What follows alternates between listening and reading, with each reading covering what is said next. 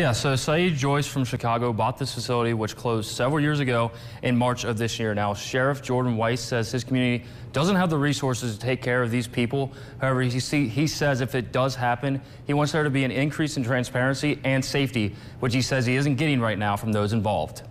I'd heard was going to be a drug and alcohol rehab center. Rumors got flown around that it was going to be a housing for sex offenders. It was going to be a housing for regular parolees and sex offenders.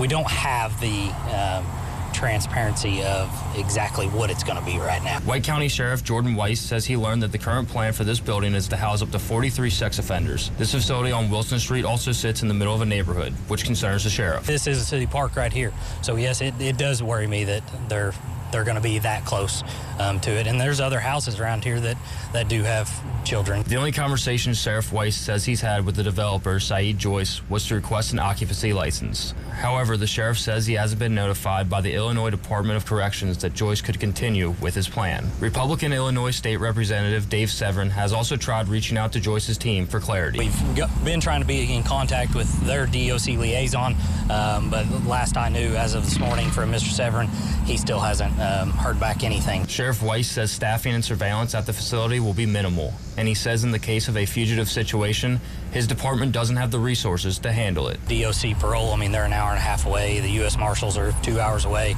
So it's going to be up to me and my department and the local officers to run these people down. And this part of the world, we don't have the manpower. As long as Joyce and his team does everything legally, the sheriff says there isn't much he can do to stop it, but encourages residents to petition their local officials. Voicing your opinion. The more voices we get involved with it, maybe it'll move on. Now, we have tried contacting Joyce for comment on this issue, but have not heard back yet.